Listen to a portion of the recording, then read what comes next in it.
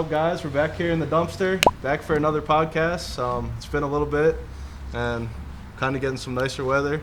We're here on a cloudy Friday, but it's been raining a lot lately, so we're out of that. They asked for it, now we got it. Yep. That's the thing.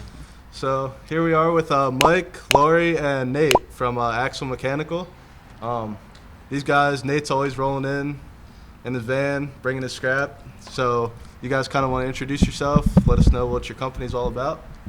Sure. My wife and I, we own Axel Mechanical, started it a little over 2 years ago, and I help out on the more commercial industrial projects or some more of the integral controls aspects, wiring and things like that when I need to. All right.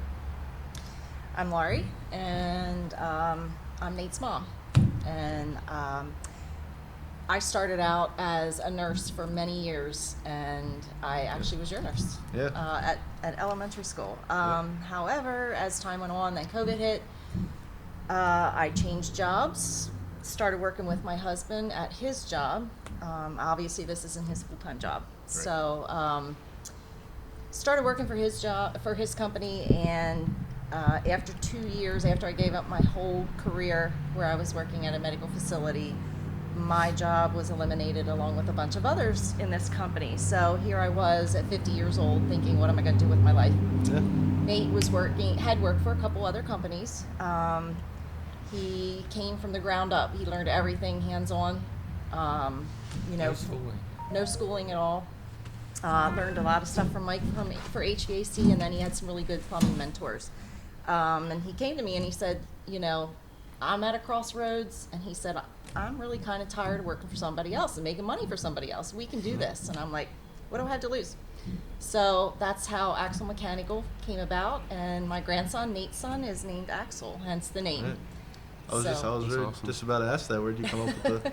Yeah, long story short, it's one of those things where you work for other people, and I'm not saying that all the time people are taking advantage of somebody, but at the same time, probably most times. You're almost held to a rate or a profitability point in your standpoint of being an employee there, that like if you're not making a certain amount of money, then you're not going to get paid what you're expecting to get paid. So to go out of your way and like be treating more or less somebody like your grandmother and saying they need something, I actually don't, is more or less where I was like, I got to make a change for myself. And she was in the position she was in, and Mike knows what he knows, and I just knew that we're all go-getters, and we knew we could do it. So it's like one of those things you just got to hit it head on and go straight after it. But long story short, I'm the technician. I'm Nate.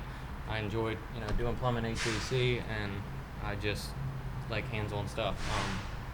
As she said though, I mean, the biggest mentor in my life is probably, I will shout out Ed Papp from House Heel. He taught me everything I know and took me on the right path to success in the industry. If I didn't have him, I don't know where I'd be. So how important was that to have that mentor? Because we have mentors here. I feel like that's... I mean, there was times where I didn't want to wake up in the morning and go to work, or I would go in and I would give him every single excuse in the book to be like, I got this going on today, I got to leave at 11. And he'd be like, I know you're straight lying to me. Like, you just don't want to be here. And, it was times like that that, if somebody wasn't on my ass and hold me accountable, sorry for my language, for what my actions were, I wouldn't be here today. I mean, it's as simple as that. But other than that, I mean, it's more or less about... A mentor is great if they're going to teach you the right thing. I mean, if they're going to teach you to just do half-ass work, I mean, it's just not going to work out for you. But you just got to pay attention and realize what's right and what's wrong. So, I think where you talk about the coming out to a crossroads during COVID and stuff, because that changed a lot of people's lives. Yeah, for sure. I mean, I feel like that's where we were at too.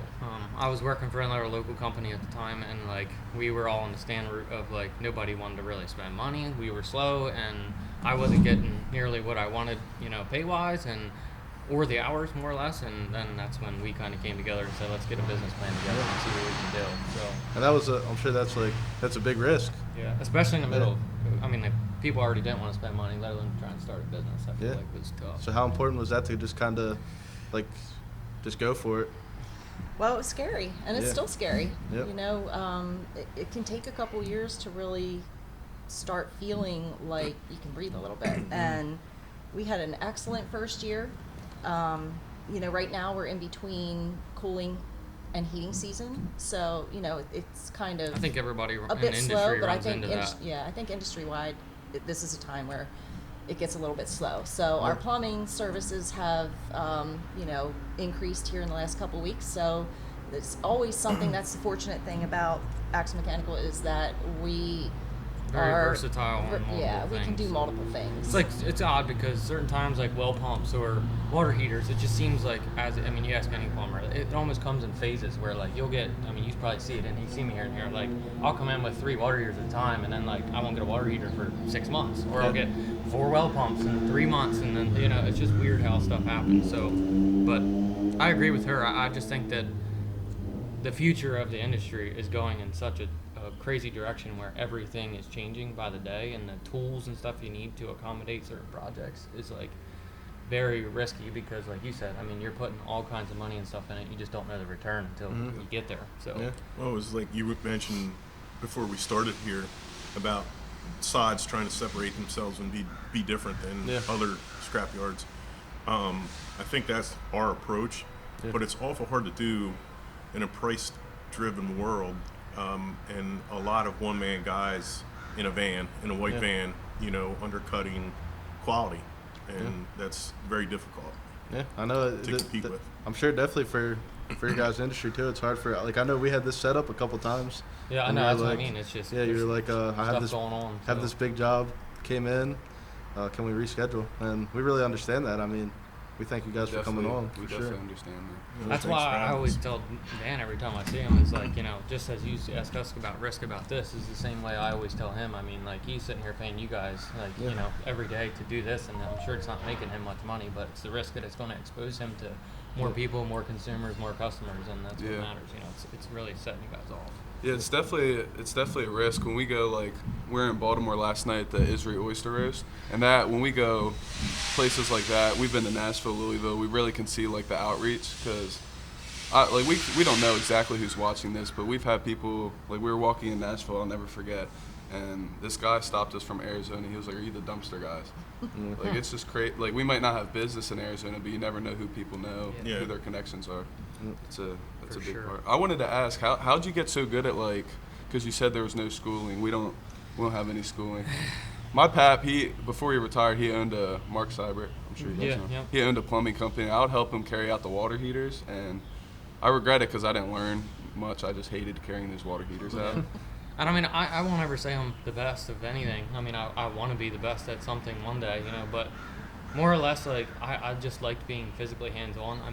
Mike will tell you just as well as I am that, like, the HVAC side of, like, our industry is, like, a lot more, like, refrigeration and numbers and wiring and et cetera, where, like, as in, to me, that's not any fun. I'm sure, I don't know what kind of guys you are, but that is no fun to me. Of course, I'll do it, and I'm somewhat good at it and confident, but plumbing is, like, using saws and ripping ceilings out, and I think it's more or less the fact of, like, what aspect of plumbing you go towards. If you go towards service, like, as in services, what I like to specialize in, like, you're going into 8, 6, 5, 4 different houses a day, so, like, I just like the fact of experimenting. I think that's where it got me. Like, every single time you go into a different house, it's a different problem, and it might be the same problem in 2 different houses, but you gotta fix it 2 different ways, and that's why I think it's easy to. Do you ever get, like, frustrated? Because my brother works in HVAC. He works at Brubaker, and I asked him. School with Peyton. I know Peyton very well. He loves what he does, but I can definitely tell when he has a hard day. How do you deal with? Because I don't know the names of any tools except, like, a flathead screwdriver. I don't know anything. Like, I don't pretend to know anything.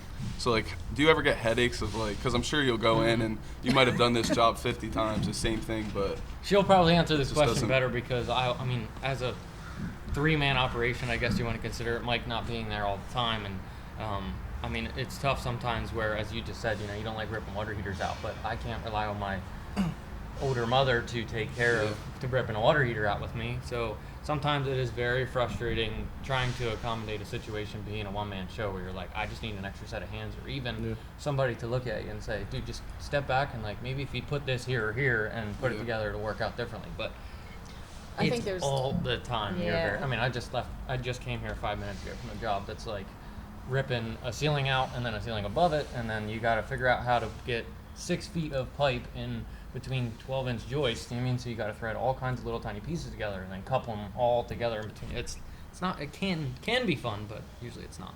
I My like favorite type of work would probably be well work. It's very fun, very repetitive, was same that easy. like As in consistent? like, you would hook like a pump puller up on top of a casing and pull the entire, could be 100 feet or it could be 400 feet, and you'd pull this entire 1-inch black press line pipe out, and there's a pump on the end. You cut it off and snap the wires together in a waterproof connection box, and or more or less, it's like use a torch and singe them so that it all gets watertight on these little rubber gaskets and stuff. But For people that aren't on yeah, city water. it's just tough because I think a lot of people would rather be on well because you don't have to pay for the water bill, but the process of replacing your well pump is very costly. So it's a matter of your water bill for 5 years is the same amount it would be to replace your pump one time. So Back to your question, the first year and a half, I was Nate's secondhand woman. It's kind of there's a dynamic there as mom and son and employee, and I try not to think of myself as a boss because without Nate, we wouldn't be a company. He does all of our social media, which I met with a marketing person the other day.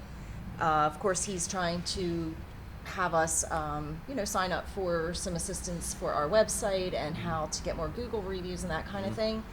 He is completely impressed with Nate's presence on Facebook, and it takes time. I mean, and I'm sure I don't know who runs your guys' social media. It sounds like Isaiah does a lot, but yeah, you do a lot too. So It was Carrie, but now like Isaiah's been out, so it's pretty much me right now. And we weren't quite sure how we were going to start. So I mean, we kind of just opened the doors and said, let's just find work. Right. It's just kind of how you do it. Mike's but- philosophy is get the work and we'll figure out how to get it done. Yeah. That makes me nervous. But we actually started out using Angie's List. And luckily I wasn't tied into a 12-month contract because after a couple months, and that really is what got us started. But as far as growing your business, to me it doesn't seem like the best way. So we ended up canceling that contract, and then just like everybody says, word of mouth and Word of mouth social on media. Facebook, and, Yeah, and and Facebook. It's just crazy how much. Facebook, is that the only social media you guys are using right now? I mean, I have Instagram, but I Instagram. never get LinkedIn. Yeah, that's what Yeah, Mike and- keeps and- telling me. LinkedIn, everyone is on LinkedIn. Yeah. I would make this is just my opinion, I would make like a Axel Mechanical, and then have all you guys just have your personal ones. That's what we do. I was at school for 9 months, so I only had my LinkedIn, so I got it up to I'm almost hitting 6,000 connections. Most people in this area. There's a lot of you'd be so surprised on who'll message you, even if it's only a couple people to start off. It's still LinkedIn's good. Well, the relationships you build over the years, I haven't been working in the HVAC industry in this area, gosh, for over a decade with my current position, and we still have people calling from years ago that I created relationships when I was working in this area. So if that word of mouth gets out that you're doing something, and that's what we're hoping that the podcast reaches some people, and especially on LinkedIn. Well, I feel like people are starting to actually want to work with good people. Like there's so many choices, so I mean, obviously you guys are good people, so it's easier to stand out. Especially with I feel like it's harder with bigger companies because there's just so many people to kind of keep that. I mean, you guys are a family business, so. Well, I understand how the large service companies work and Corporations. what their marketing approach is and their pricing, and when a company offers you a maintenance for $17.99, they're just trying to get in. That's not even paying for the gas to get the technician to your door. Just trying to get a foot in the door, and then I don't want to call it scare tactics, but they're going to point out a million different things that you're going to need, and that's how they create that revenue. I would say, just as I stated, I mean, these people go into somebody's house, 60, 70, 80 years old that have no concept of what anything is, or their husband died and they don't know what anything is, and they get it's $17.99, I can just have my furnace checked, it'd be great, and then by the time the person walks out the door, it's a brand new water heater, a new furnace, it's $7,000, $10,000, $12,000, and I think that's where we're trying to Be more upfront kind of. yep. build trust and build those relationships, and hopefully it's repeat business after that. I think though, like one of our kind of big things that we promote to like when we're trying to get new business is that we do upfront formula pricing. So it's like, you kind of like we don't leave anything like Hidden. yeah. No, there's no like no We surprises. send a price sheet out to our customers at the beginning of each month, so they're always guaranteed the same percentage for whatever the market price is at the time. So it just gives them, they know the value of their metal before they sell it. Well, when we do a project that we quote, if we quote it for $1,000 and it takes us twice the time that we, anticipated and estimated, we eat that cost. So, it's That was my our next risk. discussion is like, a lot of consumers nowadays don't realize, they just think that somebody like me goes in and puts an hourly rate on something and just buys $50 a part and says it's going to be $800. But like every service company around in our industry is running on a flat rate pricing book. And by a book, every company I worked for, I walked in, if a toilet flapper needed changed, I walked out, I looked at that book and it said $225. There was no discrepancy. I didn't make the price. If it took me 10 minutes, it took me 10 minutes. If it took me 3 hours, it took me 3 hours. The price was the same. Yeah.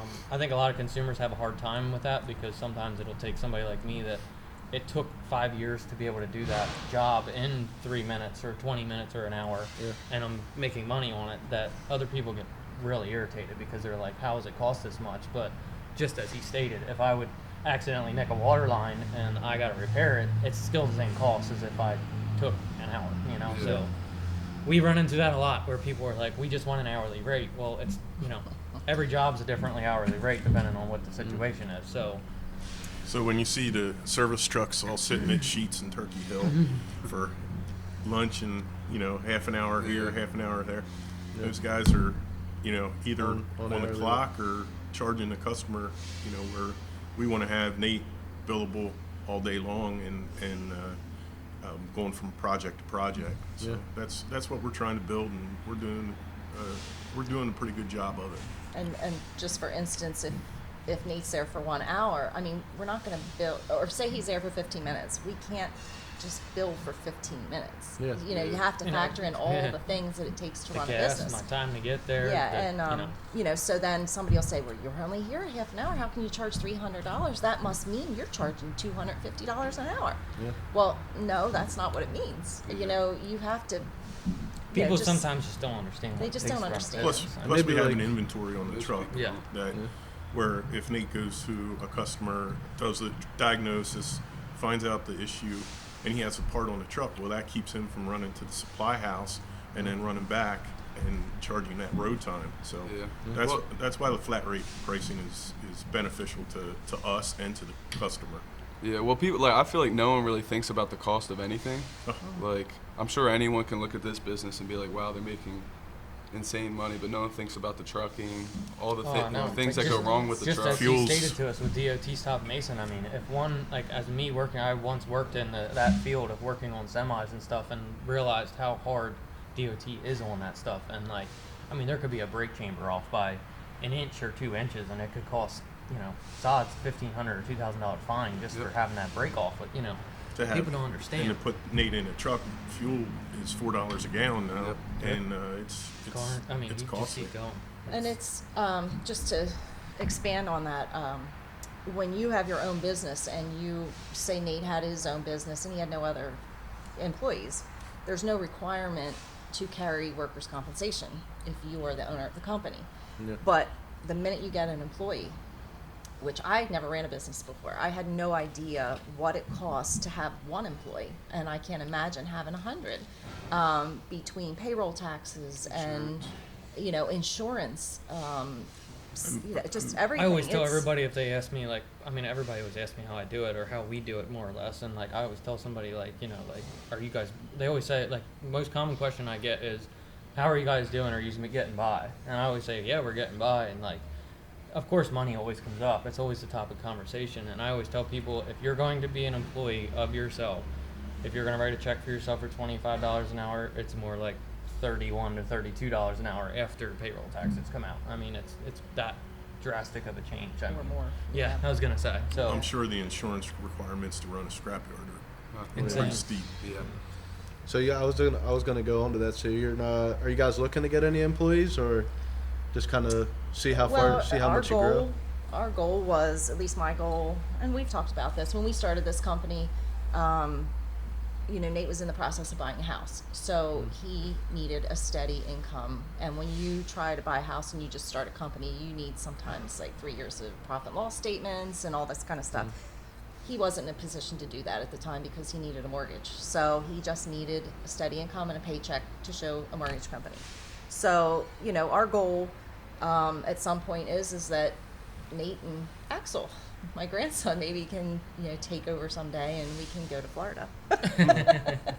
I think the employee-wise, though, I mean, like, yeah, we do want to grow, but, I mean, it's more or less, like, just as right now, I mean, like, where you run into these slow times, I mean, as Mike said, I mean, if I drive down through Lancaster right now and park at Home Depot, there's probably 8 hauler vans or larger company vehicles just sitting there, and as Mike knows, being a service manager for one of those companies before, is that, them companies are required or tell their, technicians, hey, we're going to guarantee you 40 hours. So, like, if they don't have to work, that's what's called standby. I mean, like, those employees can just go sit at Home Depot, not do anything, and they're getting paid. So, like, you know what I mean? So, like, for me to take on that burden of just trying to keep somebody busy in this slow time, I would more or less just be like, yeah, here, just let me write you 40 hours. You know what I mean? Like, I would rather be working 12 to 16 hours a day to, like, till I'm, like, blue in the face. You know what I mean? Till I'm like, all right, I have to hire somebody because I can't do it anymore. And I tell her this all the time, which I always get frustrated when I work late. But, like, it's just part of the game. You know what I mean? Like, it really is.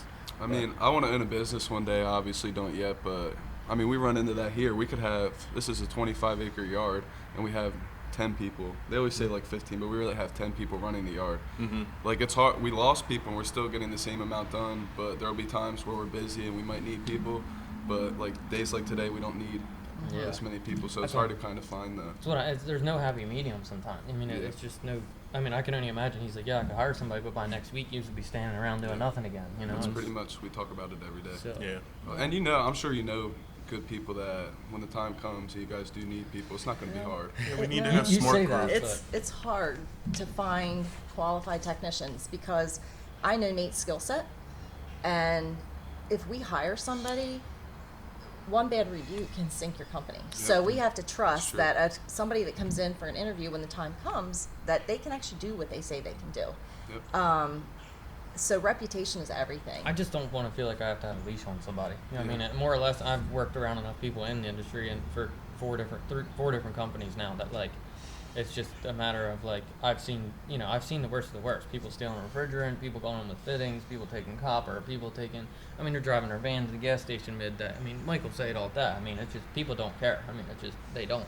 So to find somebody that isn't going to just be, hey, I'm here till 4 working, and they're out at 2 o'clock, at their house hanging out, which, I mean, more willing. I was one of those people at one point, just like I told you. If I didn't have Ed, I would have been home at 1 o'clock telling my boss I was out working. I mean, it's as simple as that. But and that's the sad truth, because you were young. Yeah, I mean, I'm young and dumb. Now you live and you learn. You have a vested interest now, so now you understand. When it's your own, you really realize when it's coming out of your pocket what it costs, and that's what people don't realize. Well, we know a bunch of people in HVAC. I went to Thaddeus for a year. We have probably over 5 friends who work in HVAC, so we could always put in a good word. It's hard because yeah, for sure. Because, like, I won't go into specifics, obviously, but I talked to a bunch of my friends kind of in that field, and they hate being a number. That's why, like, I love this place. Like, we're not a number. We're doing stuff that we get. That was my biggest thing. Yeah, that's the truth. I mean, I remember Mike always telling me he was in charge of, 18 or 20 technicians and having to keep them busy and find work during slow periods. And he would be up at night thinking, I have all these families to try to support, indirectly on his part, but if he doesn't have work, he can't bring work in, and they're not bringing work in, it's affecting everybody's families. So it is stressful, and one thing, like, we identify as a woman-owned company. That's how we're structured. And it's not really in a deceptive way that we structured ourselves like that, but and as we expand, there are projects and such, municipalities and that kind of thing. If we get bigger, they are required to at least try to contract out to women-owned, all kinds of diversified businesses, women-owned, minority-owned, veteran-owned. So that gives us some little box we can check off, Yep. and hopefully we can leverage that to gain, customers or larger contracts in the future. So I have to get that certification taken care of, but I still feel fine that we can say we're women-owned because I own the majority. And I don't know if you want to expand on that, but Well, and the work that Laurie's talking about, it's called set aside by the government whenever public or government funds are used for a project. They're set asides specifically for small businesses in different categories. But I work with contractors all over the country, and I can tell you there's a big void in technicians, quality technicians, not just in this area, but all over. You talked about Stevens. I attended Stevens as well, and those guys, I think, coming out of Stevens are prepared, but there's such a shortage in technician abilities. They're getting thrusted faster than what they should. Nate talked about a mentor. I was lucky enough to have 2 or 3 great mentors, and I learned residential installation, residential troubleshooting. Then I moved on to commercial, and I kept going up the ladder. And a lot of these guys are just, oh, you went to Stevens? Okay, Here's go a do truck. this. Yep, that's exactly And how it is now. they put them in a truck, and they sent them away to sales school for a little bit, And then put them in a throw 'em truck, the fire. and then they're expected to make a certain amount of revenue out of their truck every day.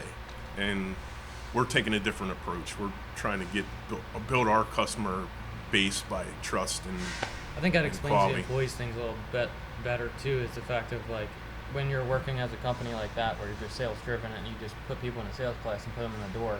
I mean, of course you're not going to have a problem, gaining employees because it's just making whoever more money. But like in our aspect, if I walk into somebody's house and I don't need something, I'm not charging anything and I'm leaving because you don't need anything, and that's where it's hard to keep somebody else busy when you're doing And the that. HVAC industry is going to see huge changes starting next year. The 410A refrigerant is already laws phased out. are changing. It's going to change the equipment. So you guys are going to see a lot more scrap coming in as We love to hear that. the refrigeration laws change. Yeah. So, What are the reasons that they're changing? I know, like, when we get stuff in, we just need, like, the Freon out. Is that... yeah. So environment. in the late 80s, there's something called the Montreal Protocol, and refrigerants back then were hydrochlorofluorocarbons. They got phased out. In the mid-90s, HFCs, hydrofluorocarbons, were the new refrigerants. Well, there was a Kyoto protocol in the late 90s, early 2000s, so they're being phased out. The new refrigerants have less global warming potential. So That's what it's all about. the equipment went from smaller to larger, and now we're going to go back to smaller equipment But because higher the refrigerant that is going to be used is higher efficiency, and you don't need as much in it in the system. So, but it's slightly flammable, so brazing is going to be out. You're going to have to buy new tools to crimp all the refrigerant lines.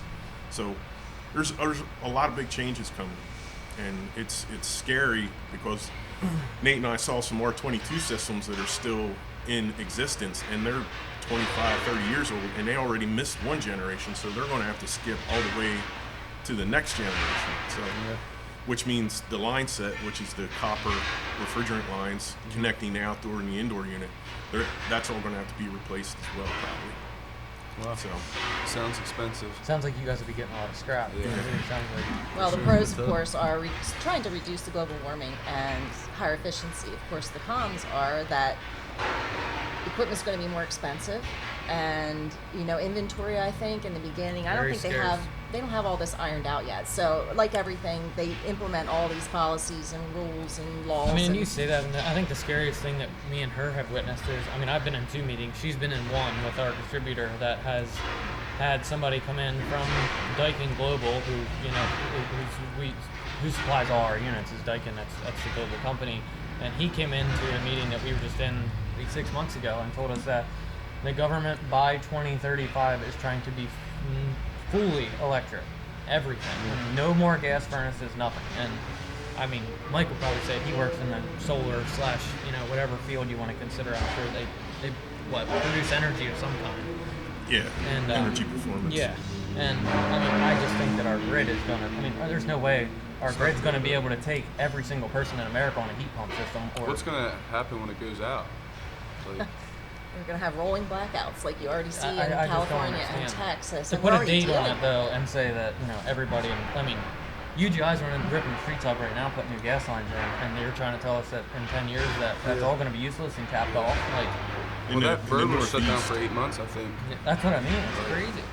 In the Northeast, heat pumps aren't ideal. That's what I mean. I know the government wants to do away with Maybe in fossil fuel Florida. burning equipment, but I don't see it happening in the Northeast.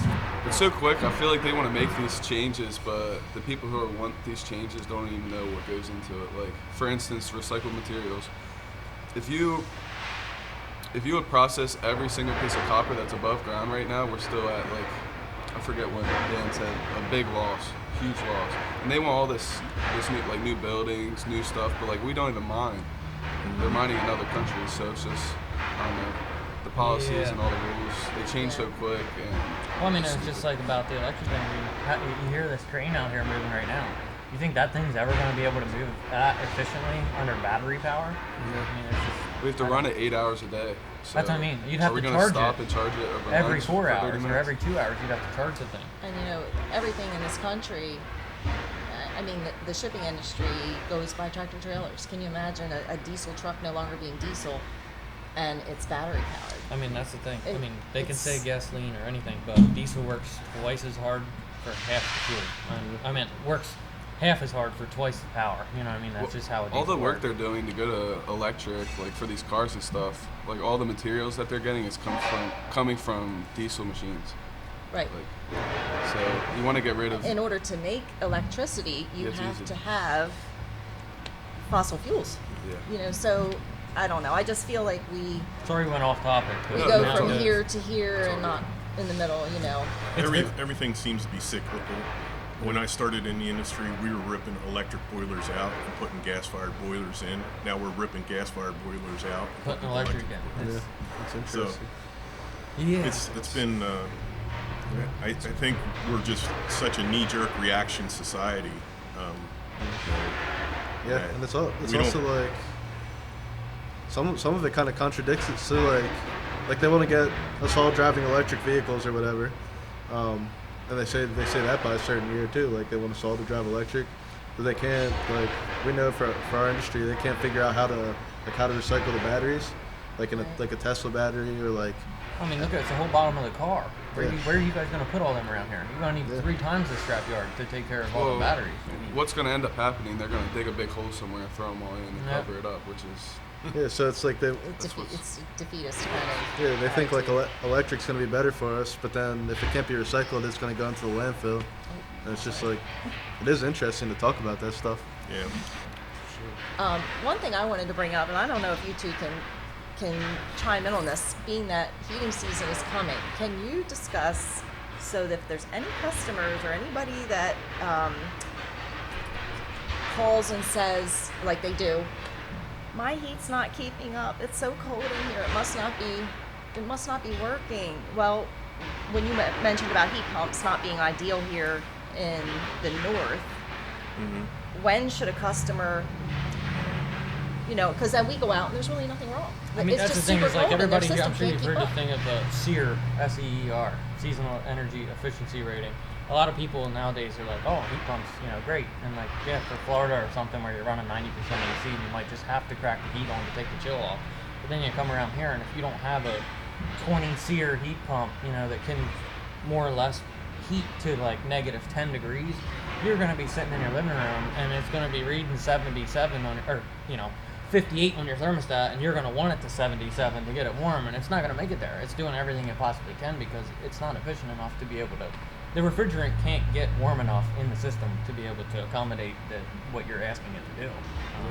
it's just not meant for it. So I guess I just wanted to bring that up because we get these calls every time everybody turns their heat on. It's not keeping up. I'm sure every industry, every service company does, and it sucks because for us, I mean, like we just keep saying, I mean, there's numerous times where you get that, no heat call, and she don't sometimes ask, is it gas, is it electric, whatever, and I get out there and there's nothing wrong, and then for me to charge somebody for nothing, I mean, it's just. But they don't understand also that if their heat goes out and then, or we replace the system, and they're saying like, it's all day and it's not hitting the thermostat, setting. Like we'll replace the same system they once had, and then it'll be middle winter, and they'll be like, "Well, why ain't you keeping up?" Well, It's like what, this is 1 what you degree have. an hour You're or so? not gonna No, buy it's a 20 series. cooling season. People don't but- realize yeah. that. to cool down. Yeah. That's a big advantage for you guys, though. I feel like because that says a lot for you to take the time to go out and check it out, and there's nothing wrong. You just don't bill them. Well, and sometimes it's hard to bite the bullet. $200. Well, Yeah. and it's that's why it's important, I think, for homeowners and commercial equipment. It's important for the homeowner to have a seasonal maintenance done, a thorough seasonal maintenance, filter change, inspect the coils, the vents on if it is a gas burning or oil burning system, because there's birds that could be in your flue in an oil That's probably burner. one of the most common things. There's Birds. vent, Well, all yeah, in the chimney. So it's important to start a system up before you need it, and at least once before winter and once before summer. That would be our recommendation. So And I do, like, besides that, I do have to bring up one of Nate's very first situations when he got into this industry. He was on call prematurely. Probably should have never Just as been he on said, call. I got thrown into the fire. Got Didn't know thrown into the anything. I fire. was just calling him to answer questions. Well, because I it's had no idea. Thanksgiving Day, and we get a no heat call in Lancaster City. And of course, he's nervous. He's like, "Oh, I know about heating." So he goes down, ding on the side of the oil tank. It's empty. So That's so common. it's too. so common that people Don't think even realize that they they've think run out their of oil or tanks people full don't or- pay their gas bill. It's as simple as that. I mean, that is so common too. People don't pay their gas bills. I go out and UGI has a lock on the side of the meter. I mean, they're just not opening it. And then to break it to them that, like, unfortunately, you're not going to have heat until you pay a bill. I mean, I don't know. I mean, it's So I guess my point is that sometimes now, like, I think Nate's come to the point now where sometimes he can talk somebody through a little bit of troubleshooting before he goes out, and in an effort to be transparent and again not charge somebody hundreds of dollars for something that we didn't necessarily even have to go out for. It could be something very minor. Some people aren't comfortable doing that, but then we have other customers that are okay with, okay, can you go check this, and it might just be a quick fix. And I think that goes a long way, with customers saying, Makes them "Hey, just comfortable walk me working through with that." you too. That's gonna make them want to reference you Right. to people that they know. Yeah, so what's the biggest thing you guys learned from doing the podcast? Probably just I how know to. you guys usually ask the questions, but I have to ask you that. I would say you never know who people know. Like, we would start going to events, and I'd be like, "Why are we talking to a guy from a bank?" Because this doesn't really have to do with scrap metal, but you don't know who their kid might be, who their brother might be. They might own one of the biggest manufacturing businesses in this area. So I'll say just make connections with everyone, Yep. whether you can do business with them or just work hand in hand. Biggest thing for me probably just being able to make the connection and just sit here and talk with you guys. So, the first couple episodes we have of it, you can still look on our YouTube. I was so awkward. I can imagine. I mean, I know it's definitely nerve-wracking, but then I seen you guys had the owner of House of Games, right? Yeah. I mean, he seems like real cool. I mean, that's somebody that I would love to interview. Just pick his brain about stuff. So Maybe you guys will start a podcast one day, and Matt would definitely go on. I would love. I always tell her, but I just feel like the equipment sometimes is expensive. But looking at this, it's very minimal. pretty minimal. So We'll talk. We would love to help too. If with any, we're not the best at all with social media, but we're always here to. where do you promote this help. most? YouTube, and then I always post on my Instagram, LinkedIn. I'll throw a post up here and there. Yeah, Really, I see your every- Instagram's growing like crazy. Yeah, I'm trying. Just I hated my personal Instagram. It was cool during high school, but I don't want to just post a picture of me in front of my car Yeah. with an outfit on. That's just not me. So Well, look how put many it as people are something making useful. money off of Instagram. So if you use it for that outlet, I mean, it's gonna take you. And like somewhere. YouTube, we just got over 1,000 subscribers, and we grow like a good amount. I don't know who's subscribing, but like TikTok too. Like Isaiah will crazy. chop Yeah, down TikTok. different. I see he's on TikTok clips of every it. day. I mean, I get on TikTok. I see. you could do shorts. Like we have videos on Instagram that hit 1 million views, TikTok that hit 400,000. We just made a video 2 days ago, and it's at like total combined of all the platforms. I think it's at like 40,000. It's just a 40-second clip. It took us 30 minutes. What did you go to Stevens for? So I did a year at Stevens for business administration, Okay. but I got a good opportunity here, so I took it. But I was in business class, and I was learning from I feel like I wasn't learning exactly what like could really help me. Like I was doing work while in business class for like the business I'm working for, and I would get yelled at. Like it's just don't get me. It's just yeah. Well, But there's I love nothing that. that replaces practical hands-on experience. Absolutely. Yeah. You know, sitting 4-year degrees aren't for everyone. No. And we're really kind of, I think we're coming back around now, recognizing that skilled trades are invaluable. It doesn't matter how much artificial intelligence you have, you know, whatever. People still need to go into people's homes. They still need heat. They still need And to they flush make their more toilet. money than you could go to college.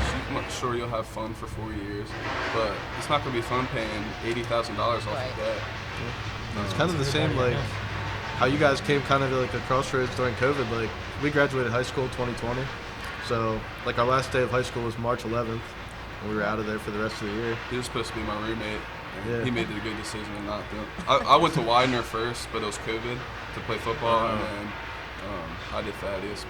Yeah, so that's kind of how that's really why like how we're both here, to be honest. Yeah. Like I didn't want to.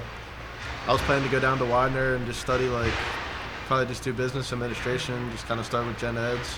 And it was gonna be like what, it's like 20 something a year, 20 Yeah, something. I K did a 6 year. months online, and I'm about 20,000 in debt right now. Yeah. So I just like Hey, your first payment's coming out, buddy. You gotta get on it. Oh yeah. Well, I missed like my first year of payments. I just started paying. They can wait a little bit. October 1st. Yeah, but it all starts with like the kids. Like for instance, we had a Columbia Library. They came, brought like 20 to 30 kids. What day was that? Tuesday. That's when I seen you. Yeah, and then Senator Almond came in because he had the tour afterwards, and he got to meet the kids. And I actually have a 7-year-old named Axel who's coming to shadow me in 2 weeks. Just his dad. What a good name. Yeah, perfect name. But his dad, I believe his dad's a police officer, but he works in excavating. So he's 7 and he runs a digger in his backyard, and he loved the crane. So he's just gonna come, obviously not work, but we're just Yeah. gonna show him like, we think it's all gonna start. It all starts with the kids. That's what I would say. Yeah. I was always pushed to go. I was gonna be like the first. I mean, my pap graduated from Thaddeus as well, but I was gonna be the first, like, boy in my family to actually go to college and graduate, like in my immediate family. So, kind of taking that risk to not do that, you gotta like make up for it. Well, what do they say? Most millionaires don't have college Yeah. degrees. Yeah. So Yeah. you can be successful. You just everything's in keep all. working. You know. Yeah. Well, I mean, we talk to Connections. people at events, and like they're asking us like how we're good at what we do. And I don't even think any of us think we're as good. We're definitely not as good as we want to be. And they went to a 4-year college, and I feel like you don't learn until you get out. You learn you'll learn definitions and stuff, but you truly won't learn until you get out there. I mean, a lot of people don't even use their degree to begin with. So is Dan your immediate supervisor? So yeah, Dan and Michael, they're just like they're the owners. co-owners, yeah. Yeah, but Yeah. they don't call us like. They always say they work with us. Like I don't know, Yeah. it's a good structure. We don't really have like obviously they're our bosses, but they're not like on us. We have the free. We know we gotta get shit done. So. We So know you're not micromanaged. It's not in the No. league. That's also I know, what I love. I know Dan for a long time. He's a great guy, and it says a lot for the owners to give you this platform. That's to, what I keep to telling do them every this. time I'm in here. So And the Yeah. cool thing is that they'll like sometimes some people might not want, some guys just want to like there is some days where I just want to work, like I just want to get in here and just get the job done or whatever, but there's nothing that they'll hide from us. Like if we want to see the numbers that we're getting on this load of like if we're sending out cans, like if we want to learn the business part of it, they'll sit down and show us. We got opportunity. I always tell people we don't deserve any of the opportunities they give us. Like he's in Vistage. He's the youngest kid ever in Vistage. I'm in a peer group at the High Center. I think the just turned 21. The other youngest person's 34. So just like, and that costs money Sure. yearly What's the to group send that us you that said stuff. That What it group, is? Dan mentioned that to Yeah, me. I'll but- join a peer group, and I don't know if you're a member of any of the organizations like Mantech, Lancaster Chamber of Commerce, Northern Lancaster Chamber. They have great events that most of them are free, where you can meet a lot of good people, Yeah. especially in this industry. And just getting your name out there really is Yep. all that's for. Yeah, the whole easy. networking thing is vital to small companies like us. And, Yeah. developing that customer base and keeping that customer base happy.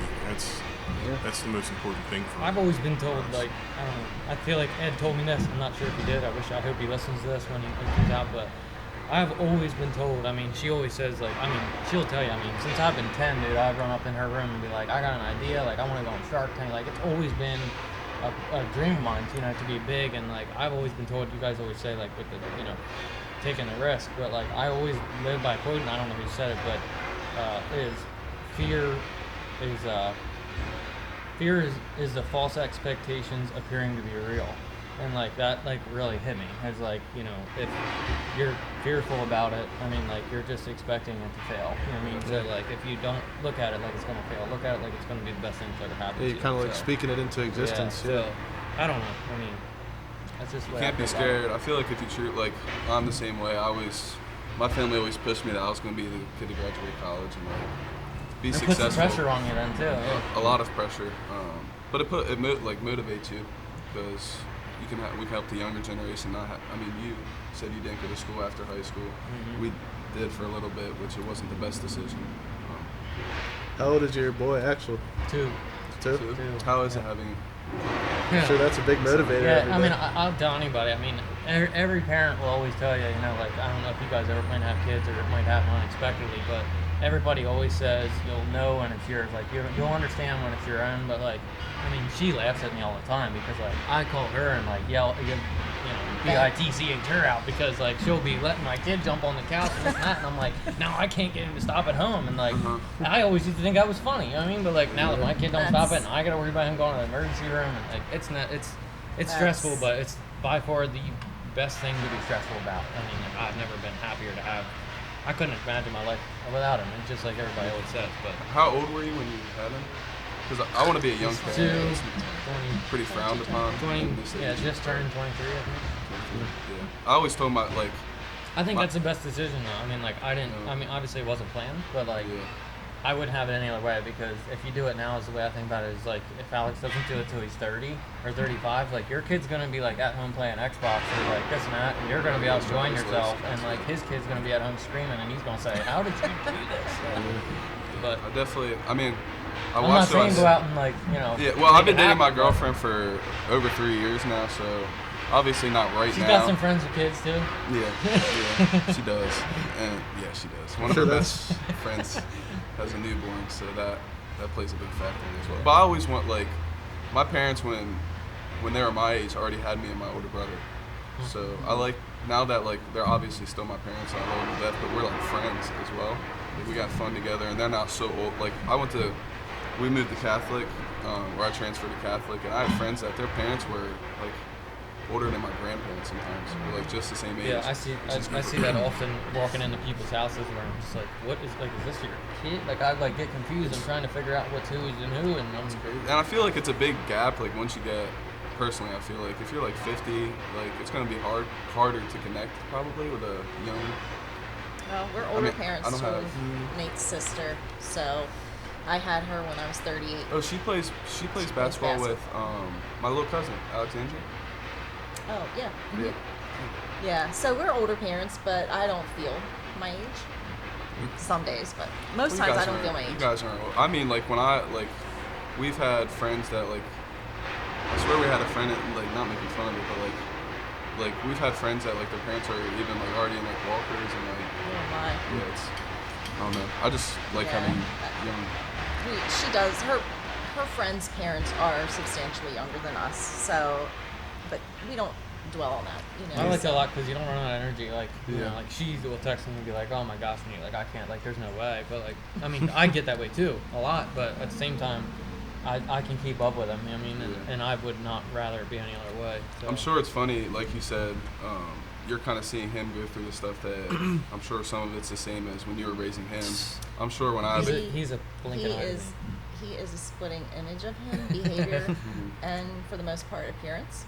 And so when he's jumping on the couch, he was jumping on the couch December 31st, 1999, and he flew off and hit the back of his head on the coffee No, table. it was my chin.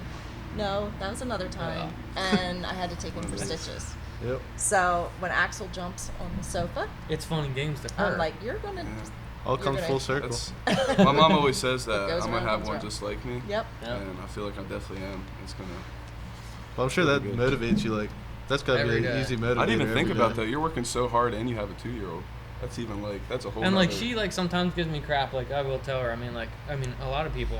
Mike. I'm sure gets frustrated too. Where like he'll see me go home at 12 o'clock sometimes. But it's just like last night where like I'm calling my mom at 5, still calling Supply House, making materials, scheduling with the customer when I'm dropping the boiler off or this and that, and then Axel's in the background screaming on top of me making all these phone calls. So it's like sometimes I have to walk away from like the hands-on job to be able to like do what she can't do.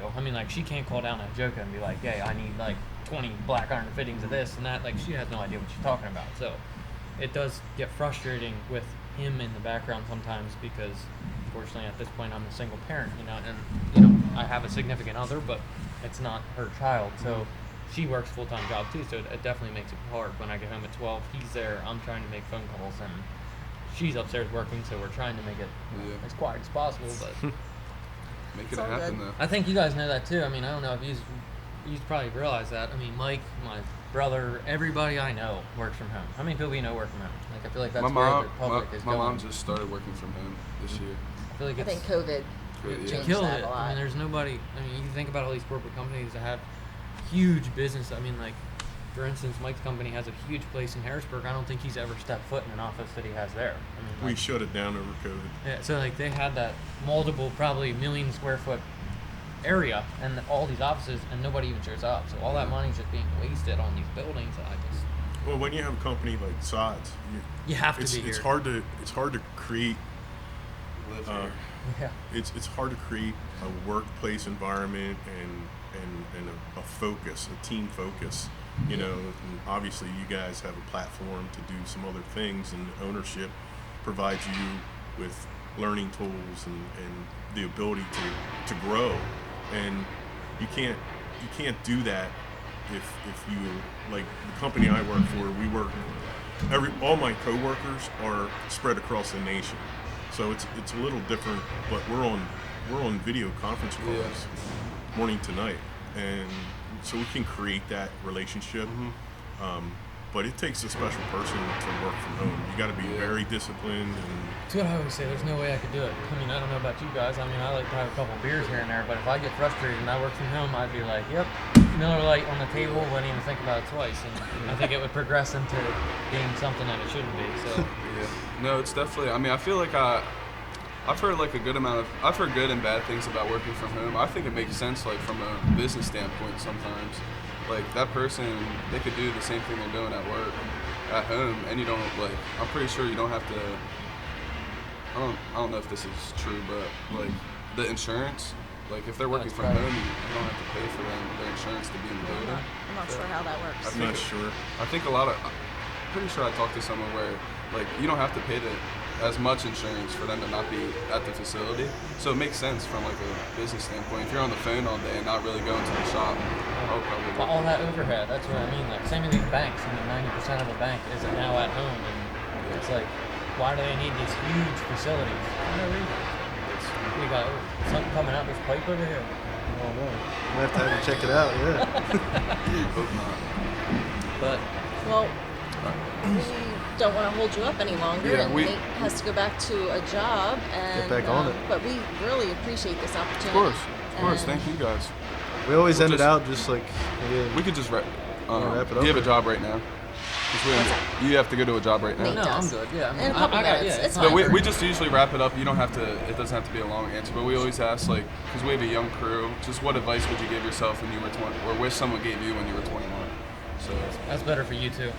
I guess I'll just. Just to, not too I mean, long, me go being for me, it. I would just say that like I would definitely pay attention a lot more onto what I was doing, and not always think that something was a joke. I mean, I always thought that like, oh, tomorrow I'll get it, or you know what I mean, I'd push it off and be a procrastinator, and it's the worst way to be about it. I think it's just hit it head on and yep, exactly, just do it. And do it right the first time, because if you do it, you know, you don't want it to go back, because then it just makes you look even worse. That's probably huge in your industry. Yeah. Do it right the first time. Yep. I think I don't know, being responsible and learning that every connection you make has another connection, you know, exponentially. Don't burn a bridge. You can grow in, you know, personally and professionally. And as he said, don't burn a bridge. Sometimes we aren't correct. Sometimes we might make a mistake, and this is anybody. But if you own up to it, try to make it right. Just being honest, you know, and be patient. Everything doesn't have to happen tomorrow. Sorry. You know, all good things take time, and that's, you know, that saying is I true. think that's just our generation. We're Yeah. impatient. For sure. It's this She always immediate, you tells me click the I'm trying button to act and like I'm 40. Like I try and live like I'm 40 and I'm 25. So it's like she's always like, you got time. Like just slow Yeah. down. Like I'm not doing enough. So you know? I my- just feel like I'm not doing enough. yeah, so the text messages I get at 2 or 3 a.m. with another idea, I'm like, it's going to wait till I wake up tomorrow morning.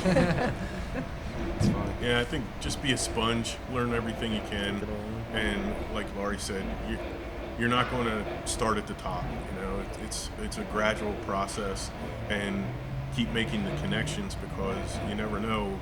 10 years down the road, you might be somewhere else, and there's a wonderful opportunity, and you call him up and say, "Hey, I need you. Come work for me." You know, and it happens, and you know, maintaining those relationships is awful important as you continue to grow your career and profile. It's definitely key. Well, we appreciate you guys coming on today. Thank Thank you. you so Thank you. much. Been a Yeah, good we talk for appreciate sure. it. Yep. We'll catch you guys on the next episode.